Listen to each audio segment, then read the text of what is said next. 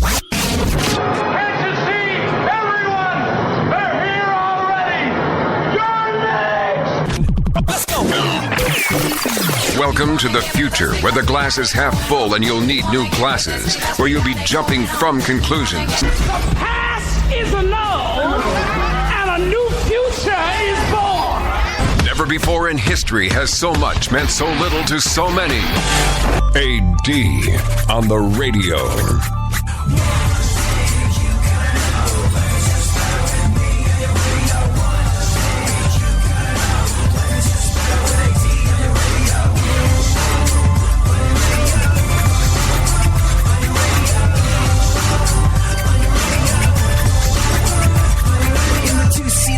It's you and the senorita. Woofer blowing up the tweeter, cause it's me up in the speaker. Back in the mama seat, the top down like a player. And the sound up in your ears, it is the dopest rhyme. Say I run a game like a cheater, I'm balling like they're a cheater. Complete. So, these circumstances that we all find ourselves in from time to time, where we feel out of control. Probably the most frustrating thing in the world. You want some certainty. You want some sort of sense of reliability from something in the world. I think that's where the idea of existentialism came from. People back in the day got really sort of upset that nothing seems certain. Nothing seems certain. It's all just a big maybe, a might, a possibly. You want to be able to rely on something. You want to be able to rely on people. You want to be able to rely on your religion. You want to be able to rely on something to make everything just be okay. And here's the thing. Nothing will do that. I think the idea of existentialism is that the only certain thing in life is death, which is kind of sort of an unbelievably depressing thing to think about. Later on, people added taxes to that list. I don't know if that falls into the existentialist viewpoint, but it's one of those old expressions that everybody repeats. But when you really think about it, it is a little daunting when you take in the meaning of the only things in life that are certain are death and taxes. That's an uncomfortable thought. Especially in times like these. Especially in times where the entirety of the world is looking at our political process at the moment, going, okay, the biggest, most powerful, most deadly, let's be real here, nation on the planet is about to pick a new leader, and this is going in a bit of a non-traditional sort of way. We are nervous about this because America sneezes, the rest of the world gets a cold, or whatever analogy you want to apply to it.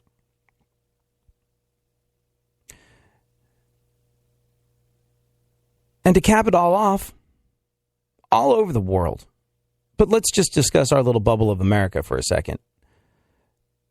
There are some truly worrying and unsettling things happening. The atrocity that was Orlando. The floodwaters that they're experiencing in Texas. The earthquake that I experienced the other day, which was very small. And I was like, oh, wow, it's an earthquake. I've never really felt one of those before. And I stopped to think, I was like, that went on for like a matter of seconds. Had that gone on for 5 minutes, I would have been concerned, to put it lightly. Any number of things are there to derail your sense of certainty, your sense of security, your sense that everything's going to be okay.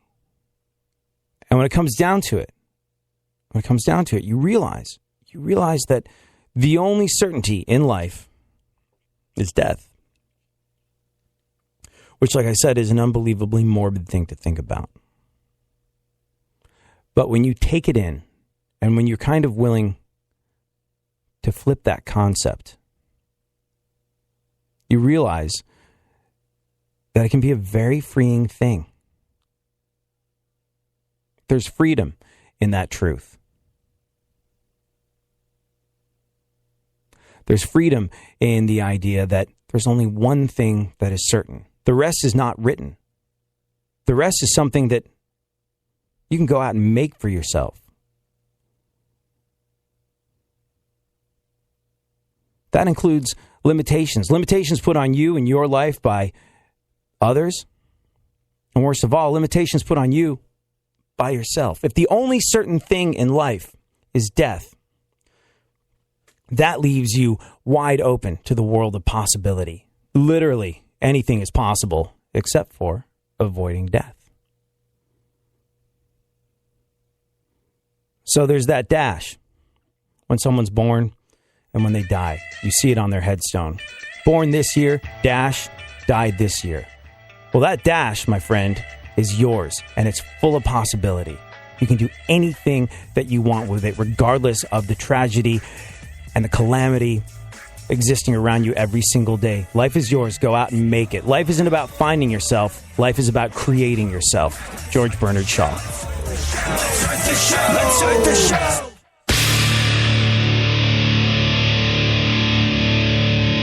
Where the left and right come together for fundamental truths. AD on the radio, on Twitter at ADSXE. Yeah, do what I want, when I want, how I want. Every day you're going and working, running that rat race at that pace in that place. Will leave a bad taste for anyone, everyone working day after day. So buddy, I gotta say, for you, there's gotta be a better way. Yeah, and you do what they told ya. Company man, feel it, a mindless little soldier. How can you live like that and maintain your composure before it's begun? Your life's already freaking over. Yeah, I do what I want, when I want. So, everybody got all up in Donald Trump's business the other day because directly after Orlando, he kind of sort of congratulated himself. Said something along the lines of, and it's just, I can't dig up the actual tweet. But it was something along the lines of, hey, I appreciate the congratulations on being right. And now we should do something, or something along those lines. And the internet responded in outrage, being like, this just happened and you're patting yourself on the back.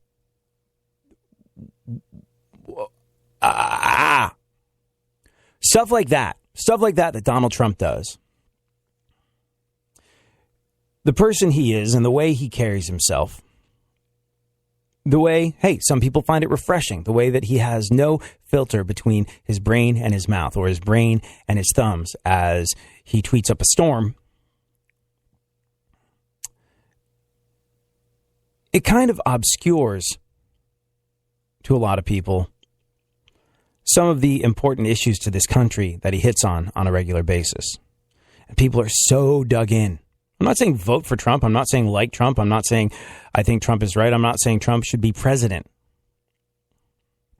But I would examine some of the truths that he is campaigning on. And these things are true, and we know them to be true because people respond to them. It might be in a base, simplified, unsophisticated, potentially destructive way.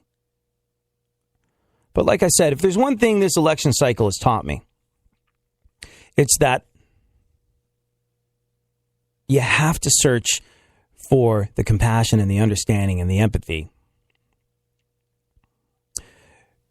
when you feel like there's none of the above between you and somebody that thinks differently than you. I've said it before, I will say it again because it's important and it bears repeating. Doesn't matter which side of the fence you fall down on. The three major players in this election, Trump, Hillary, Bernie. Bernie's an aside, but he's a very, very thought-provoking aside that has captured a lot of people's imagination. And for that reason, we include him in this conversation. But these three people represent some fairly extreme viewpoints. I guess Hillary might be regarded as the most moderate candidate. But here you have complete opposite ends of various spectrums. Look, Bernie Sanders is running, technically still, I think, on a platform of democratic socialism. The idea that you could have the word socialism in an American presidential campaign and have it actually pick up some steam, that says people are doing some different types of thinking now than they were a while back. So you have these radical viewpoints that have gained a ton of momentum. And with that momentum, they've taken some folks that you know, that you love, that you respect, that you think are intelligent.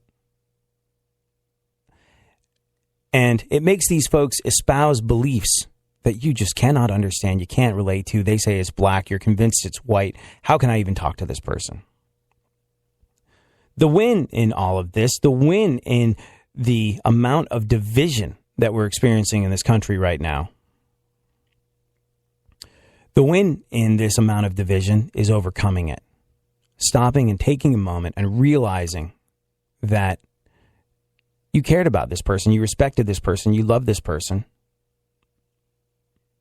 Even if they do want to vote for Hillary or Bernie or Trump, and you couldn't be more opposed to that, and you think that's going to send us all to hell in a handbasket, I would ask you, as I have over and over again, to find the compassion in trying to understand their beliefs.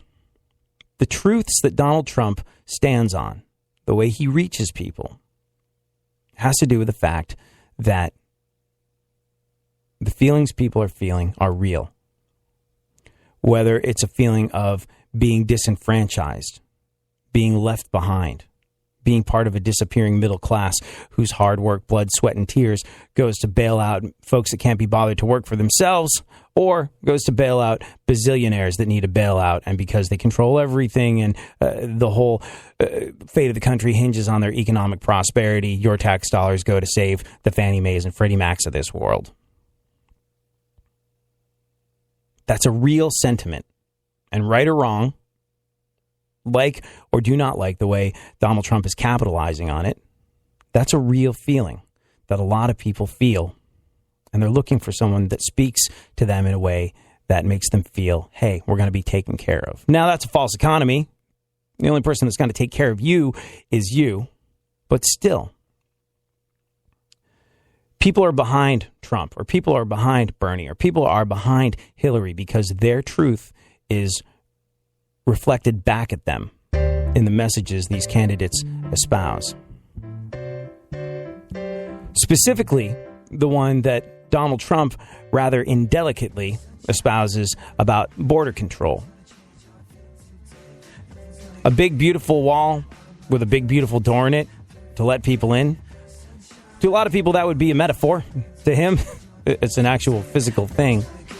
But a story out of Arizona makes me realize that, well, be wise to recognize the fact that he might have a point some of the time.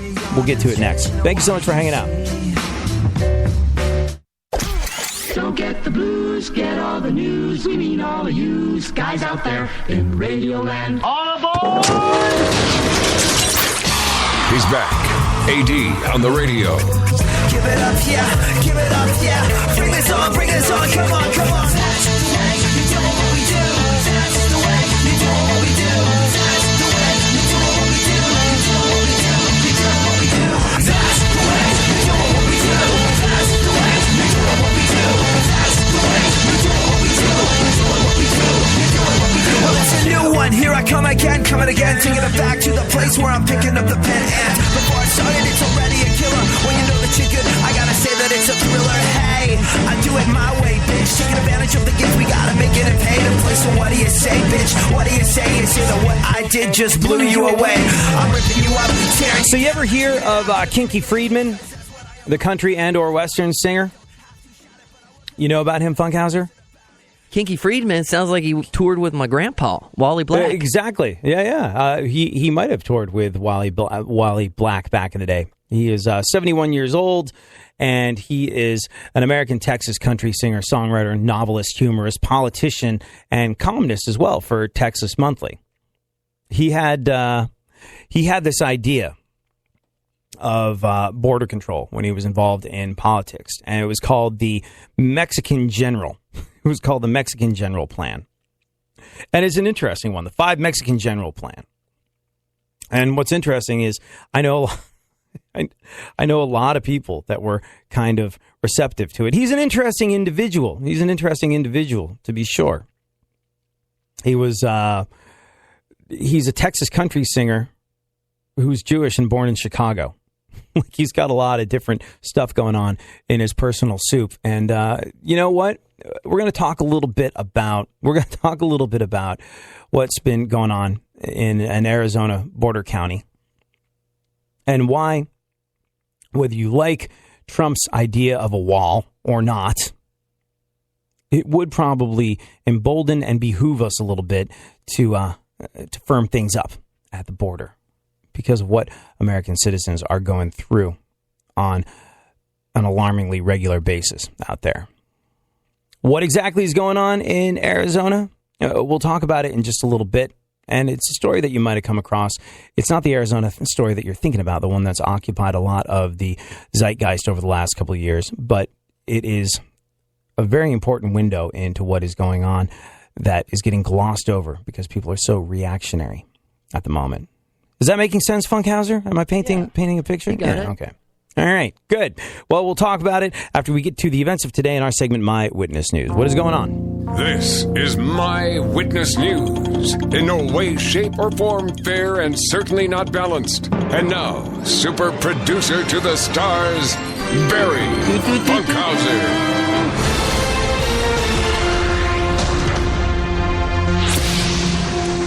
A man claims Prince adopted him and left him $7 million. Yeah, this is a very hotly contested thing. Prince passed away, allegedly leaving no will. That's according to his sister. She was like, yeah, he didn't leave a will. But he did leave behind millions upon millions of dollars. And now there is one man who's come forward saying, there is a will, and in it, Prince left me $7 million because he adopted me later in life. Oh, Brian Williams, will you ever learn? Go on. Johnny Manziel got hit with a lawsuit while he was out clubbing. Yeah, bad timing, sure, but where else are you going to find Johnny Manziel? Not the library. Yeah, he's always there. Because he likes to drink and party as opposed to Can't play get a library professional card. football.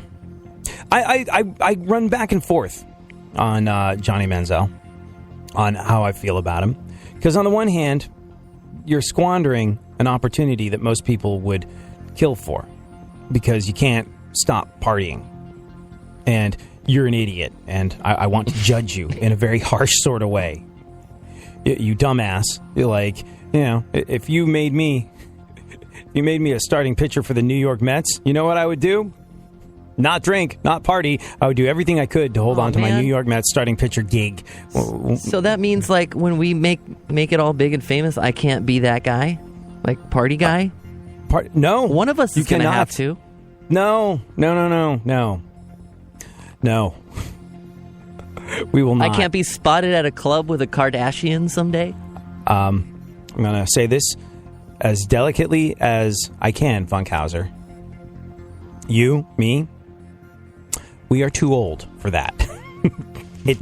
It's what do they tell moms when like they've got a baby sitting out in the car with the air conditioning off and they're inside doing body shots? Doing body shots off of 22-year-olds. You know what?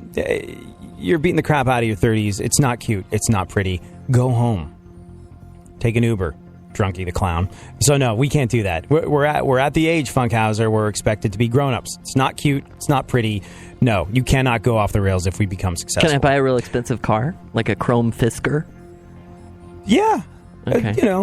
Drive around giving people a finger? Well, that would reflect poorly on the show.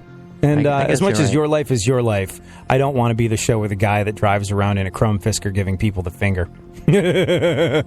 Fine. Well, except for we could drive a chrome Fisker by Justin Bieber's house and give him the finger. I think that would be. Hey, you got a chrome Fisker too? Oh, we can also give people the finger. But we're going to drive slowly and carefully around your neighborhood where there are children. You Canadian little hellspawn. But, like, that's the thing. I go back and forth on the Johnny Manziel thing, because on the one hand, you idiot. All of us want to be a starting quarterback for an NFL football team when we're boys, and you got that, and you're screwing it up. And worse than that, you don't seem to care. You unconscionable ass clown. But on the other hand, I kind of think, like, wow, you got a shot at being a starting quarterback in the NFL, something we all dream of as boys, and you're screwing things up, there's got to be something deeply wrong with you, and maybe we should be feeling sorry for you. But it kind of comes to the point with, I don't know, adulting, where it's just like you become responsible for your own actions at some point. Look, we've all got baggage, we've all got stuff, but it doesn't give us the right to blow off our responsibilities and treat other people around us like crap, I suppose, would be where I land on the Johnny Manziel thing. So as he fails to get it together in more and more spectacular fashion, I find myself becoming more sympathetic to him. Because at first I just thought he was an idiot. Now I think there could be actually something wrong. So I'm tempering my comedic jabs at him with a little bit of humanity. I'm still trying to pronounce his last name. Manziel. Not Manziel? No. Took me way too long to figure that out. Yes, it did. But you know what, Funkhauser? Yeah. You're awesome at so many other things. Thank you. I'm not a sport. Eight movies about Hillary Clinton are due out between now and the election. 8. That's too many. You can't possibly watch them all and find it to be good. Between now and November? Yeah. 8? Yeah, 8. I'm guessing they're made for TV movies. Come on. The one I can't wait for, The Devil Wears Pantsuits. Her! Disclaimer, do not actually think that she's the devil. Go on. Yes. Programming note. This just handed to me. Yes, next time on the show, Ben Glebe. Ooh. Ben Glebe being the host of the game show Idiot Test that you're about to go on, right? Yes. And my episode airs Tuesday night, 10:30 on Game Show Network. Check your local listings. Watch me be a fool. Try to kiss my girlfriend on camera awkwardly. You're gonna try and plant one on Canadian Jane when you go on TV as a public display of your love? Yeah. Yeah, well, you know how much I love you? I love you Game Show Network much. I want to declare my love for you on television. Really? Which channel? I mean, there's a lot. Programming's fractured these days. Game Show Network. You don't really love me? It's not NBC. It's not CBS. It's not one of the big ones. Oh, you have a side chick. That's how that conversation's going to go. Yeah. So Tuesday, watch that. A high school girl in Montana who was disciplined for not wearing a bra to school created a Facebook page called No Bra, No Problem. Yeah, I saw that. It's an interesting one. Because she went to school not wearing a bra, got hauled into the principal's office, and the principal said it didn't have to do with the fact that she wasn't wearing a bra. There's no hard and fast rule about you must wear a bra, but it was that your body was distracting or upsetting to other people. If there was a rule in the rule book, all females must wear the following undergarments, then I think it would be fine. But because there isn't a rule for her to follow, and she was told, hey, that's making your body is offending people, I kind of get it. So now she's got this Facebook page called No Bra, No Problem, which is sort of, when you think about it, a no support group. Send them a friend request. Uh-oh. But they left me hanging. Oh, no. Go on. Do not condone. Scientists are developing part human, part pig organs for transplants. You know what that's like? What? That's like that episode of Seinfeld. Have you seen that one? No. Which one? Well, probably. The Pig Man. Oh, I think so. Long time ago. It's Jerry and Kramer. Hold on, I'm looking it up now. To this is how you can Google. tell radio is live.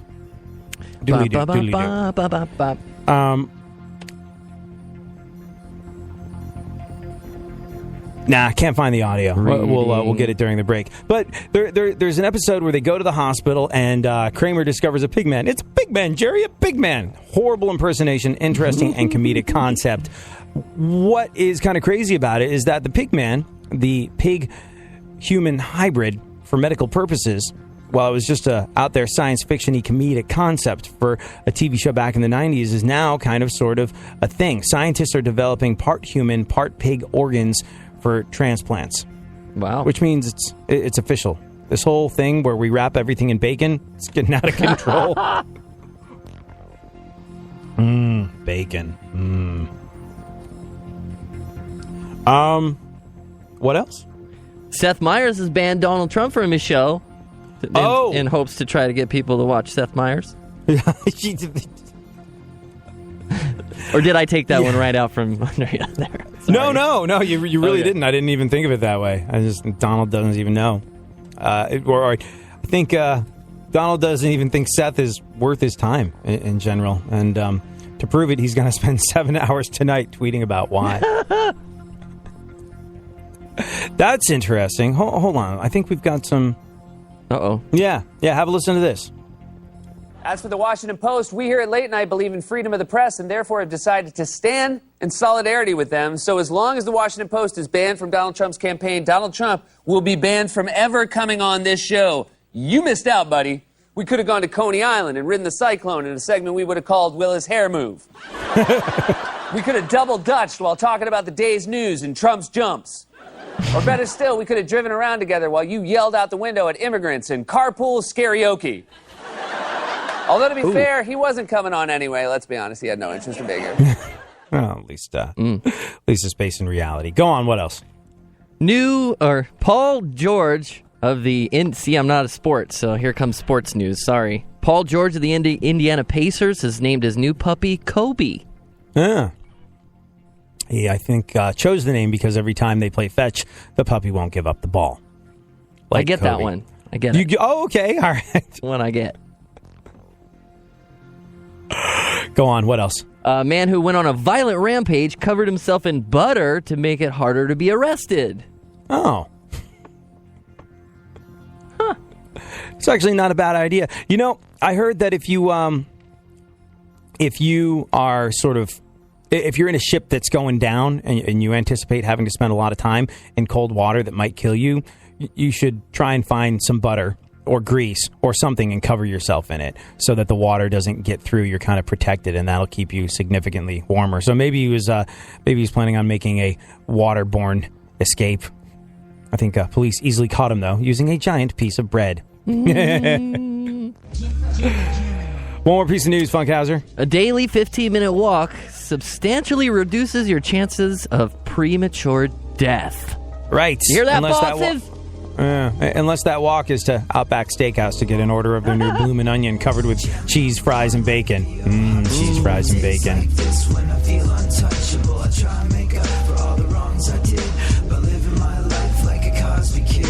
Jamming on the one like Theo and Stevie. I know it sounds crazy.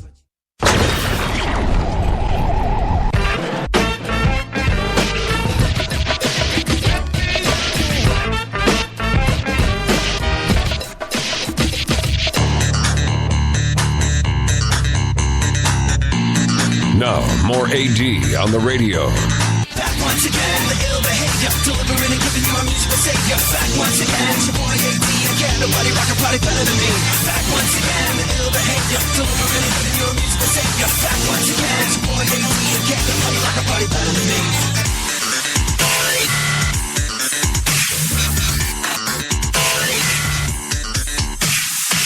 So, you hear this thing about Leonardo DiCaprio, Funkhauser? No. You know, he lives in the same city my parents live in. Oh, really? Or maybe that's just a rumor. Ah. Do your parents... Do you have any sort of like special rituals, stuff that you do when you are indulging in the adult expression of horizontal love? Like when you're getting busy, do you have any stuff, rituals? I don't know, maybe music that you put on in the background or any. Like, I used to have a playlist, but that was when I was a wee funk. When you were. Now I have to ask, what was on the playlist? Oh, a lot of lo-fi downbeat trip hop, I guess, and 50s oldies. Come on, why do you really? I will not answer any follow-up questions. Shake, rattle, and roll? No. Only you. Oh my God. You got to go further back, buddy. Early 50s. That is not what she said. God, wait a second. Bop shoo wop. But romantic 50s music was a soundtrack to your adolescent bounce chicka wow wow action? Yeah. Only You. Get a couple more songs. Let's get a picture of the tortured Angel psyche Baby. that is Angel Baby. Let's see. A lot of the sort of novelty ones. A lot of platters. The Turtles. Who put the dip in the dip shit dip? Yes. Who put the bop in the whamma-lamma? No, I don't use that one. Come on. Who put the ram in the ramalama ding dong? Attention sensors. Turn on your... Suddenly your 50s doing it playlist sounds like it makes a lot more sense that hangs together. Well, you know what Leonardo DiCaprio does when he's ramalamming some ding dongs? What? See, I think there's a lot of women out there that think, getting horizontal with Leonardo DiCaprio would be pretty awesome. Allegedly, it's a very, very, very disappointing experience. And I guess, you stop making effort at some stage in the game. It's like that idea, I had a friend once who was dating a girl that was entirely too hot for him, and he knew it, and she knew it, and the entire world knew it, and they seemed to actually really, really get along. And we were at an age where you talked about this sort of thing after the fact. People did kiss and tell, but folks were like, what's it like? She's really, wow, entirely too hot for you. Must be amazing when you're, getting busy in the bedroom. And he was like, actually, it's not. It's really, she knows she's extremely hot, that I'm very lucky to be able to do this. And as a result, she sort of just is there.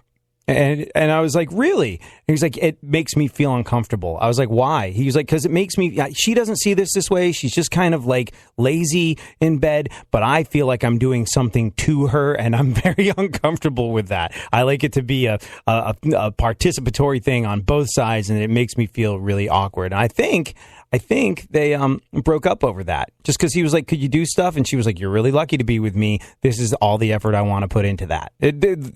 There can open worms everywhere into his tortured psyche and hers as well. But it seems like that lazy attitude is something that Leonardo DiCaprio shares with my friend's entirely too hot for him ex-girlfriend. You know what he does while he's in the sack, Funkhauser? What? He vapes and wears noise-canceling headphones. What? Yeah, it comes from OK Magazine, so you know it's a credible source. And because we tackle the big issues on this show, let's talk about it too. A woman who apparently had the privilege learned that lesson. She told a friend that as they got down to business, Leo, quote, reached for his vaporizer and a pair of noise-canceling headphones, laid back, closed his eyes, and signaled for her to keep going. Noise-canceling headphones? Yeah. You wondering what was on those noise-canceling headphones? Is he playing music or white noise? Yeah. The sounds of the ocean? The Pointer Sisters? For those who might be curious as to Leonardo DiCaprio's choice of coital music, apparently he loves MGMT. Good band. Not as mood setting as Funkhauser's doo-wop about putting the dip in the dip shit dip. I win. Sorry, Leo, I win again. Yeah. I am only 2 punches away from a free 6-inch Subway sandwich. So again, I win. I don't know if. Let me ask you this: If the end result of your getting busy, Funkhauser, resulted in children, do you, Barry Funkhauser, have an idea of what you might name said kid? Ooh, that's a good question. No, I have no idea. I don't know. I'd like to do something completely off trend, like the number one boy name from 1880. That'd be pretty cool. Yeah? What would that be? I'm to Google. What was the number one? You look up what the most popular name for a male was in 1880, and I'll listen to Veronica Mosey talking about how parents name their kids. The other thing is that it's a trendy thing is to do trendy names, right? Like a lot of people name their kids really trendy names. Like people name their kids after where the baby is conceived. Like I have a friend who named her son London, another one who named her daughter Paris. So my husband and I were thinking about Caesar's Palace Hotel and Casino. Maybe just call her Jacuzzi for short. I don't know.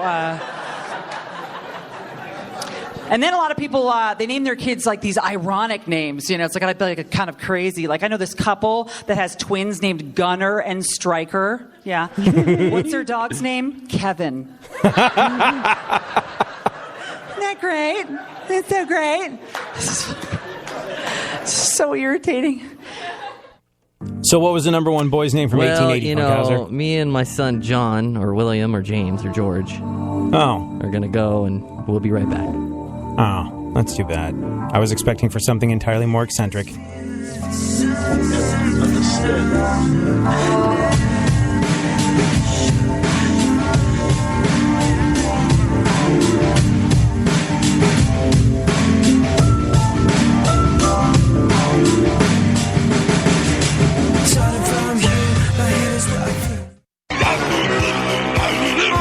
There's something happening here, and you should know what it is. The Dumbing Up of America. Now, more AD on the radio.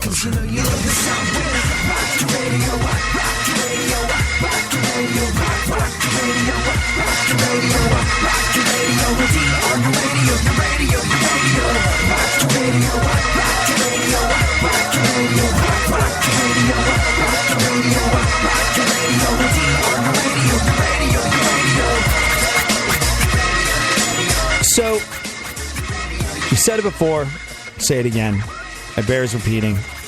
Until the last day we're on the radio, we'll probably say something to this effect. And that is,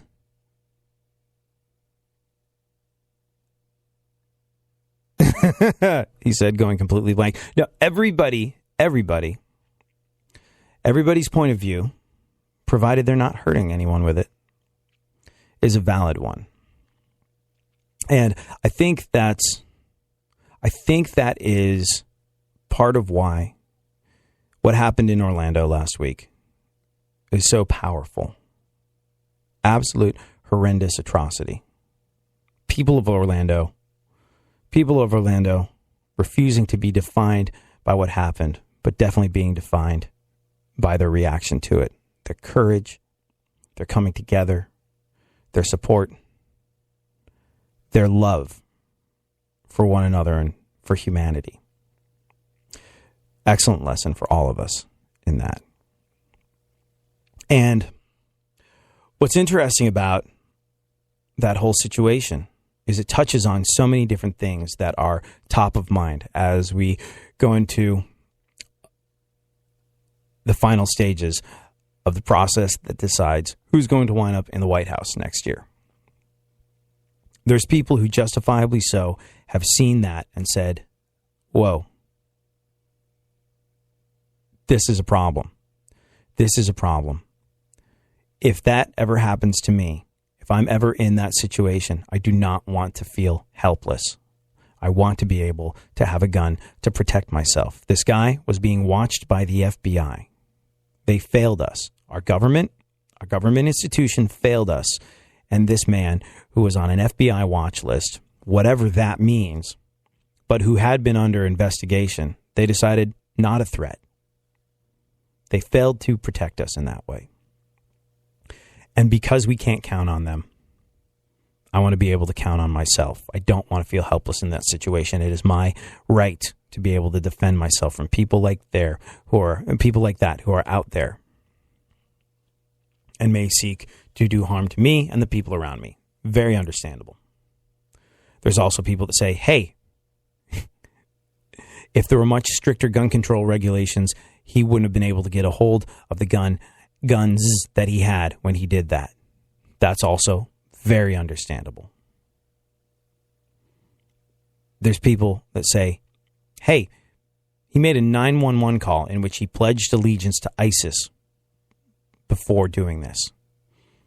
We have to be tougher about who we allow into this country, even if he was born here. There was something in his environment that made him pledge allegiance to ISIS before he committed the biggest act of terrorism committed on American soil since 9/11. That is the concern. That is also understandable and justifiable. And there's people that say, hey, this was a hate crime.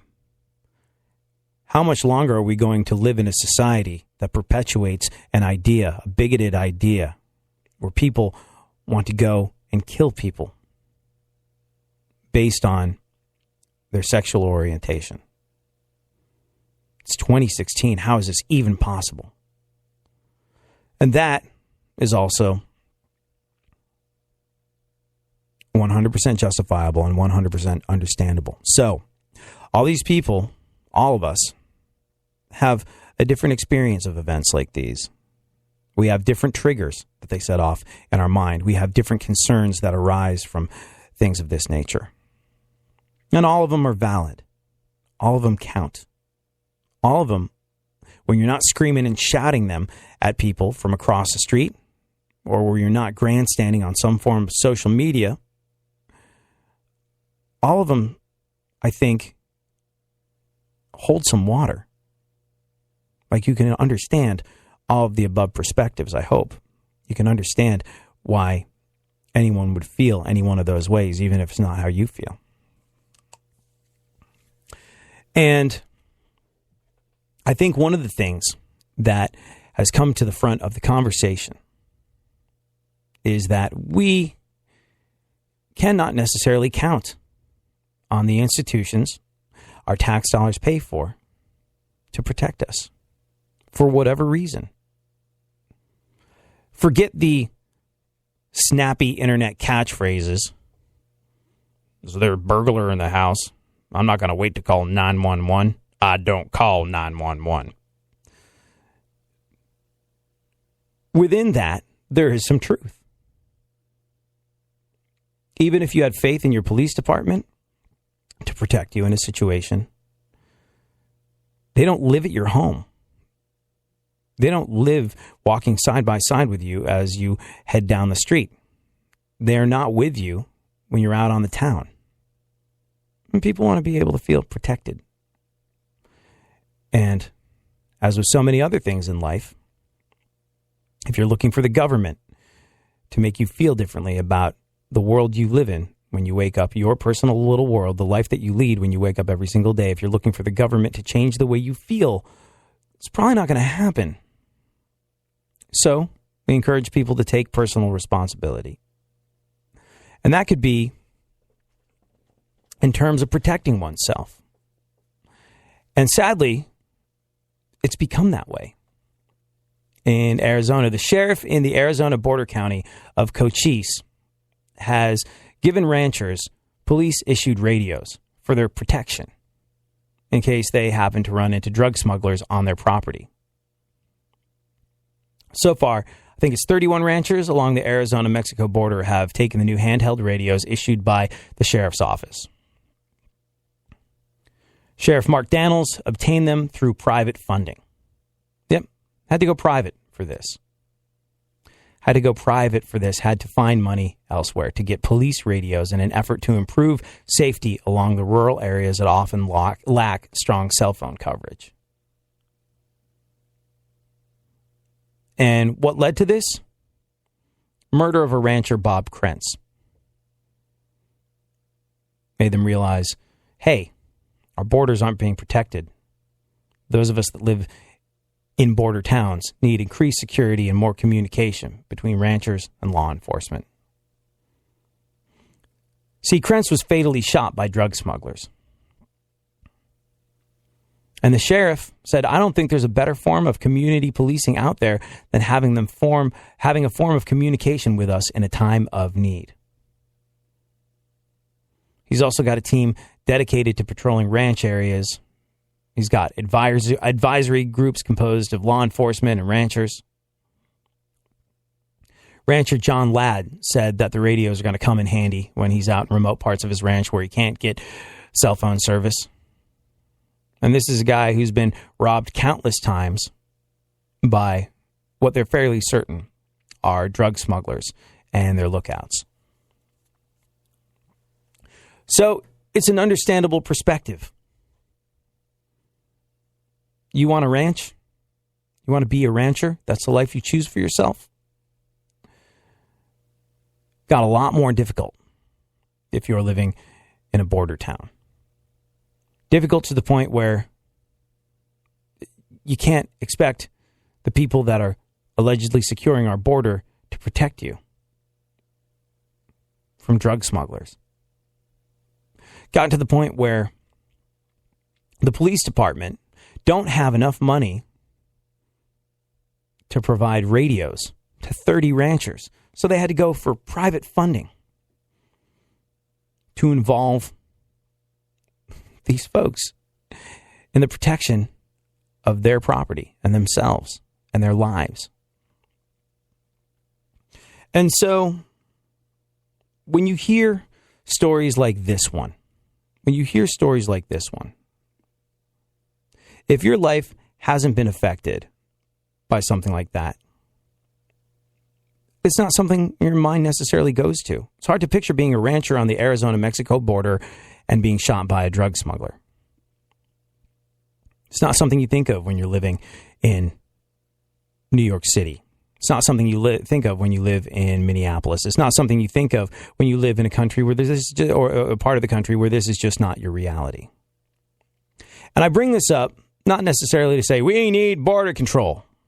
I bring this up to say, again, that this time that we are in, where America is completely divided over so many different issues, is a time where you can dig in, you can become more steadfast, you can reach out to your fellow human being less, you can allow yourself to be more divided and therefore more easily conquered, or you can treat this as an opportunity for compassion. Donald Trump says to build a wall, and there's actually people that support that idea. What the hell? It's crazy. Is it a metaphorical wall? Oh, no. He actually wants to build a wall. That's nuts. If you're a rancher that has your livelihood and your life threatened because your life is made on a border town, and because you're near that border, people you know, your neighbors, your coworkers, have been shot by drug smugglers that seek to cross the border illegally. You start to feel like just to do something to make us feel safer, do something to make the wife of this guy who was murdered by a drug smuggler that was crossing the border feel as though his death was not in vain. Do something. A wall? Okay, yes, a wall. A wall would be harder to cross than nothing. Okay, I got it. Yeah, that's a wall. Who said that? Trump? Voting for him.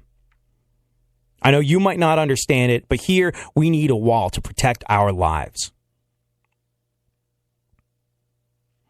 And when you have the ability to maybe put yourself in somebody else's shoes in that way, when you have the ability to stop and think and reason it out, and try and understand somebody else's perspective, try and understand that they might believe something completely different to you, comes from their life, their human experience, which counts just as much as yours or mine, even if we don't understand it one tiny bit, one tiny iota. So, these stories I bring up, not to go, America, border control, rah! These stories I bring up because I don't know about you, but they're different to mine. I don't know if you've ever been an Arizona rancher. But there is real value in understanding as many perspectives as you possibly can of your fellow Americans during this time. And I urge you every single day to do that. These challenges that we're going through as a nation right now, like I said, you can let them divide us, or you can treat them as an opportunity for compassion. You can treat them as an opportunity for understanding. And I hope you do the latter. Thank you so much for joining us.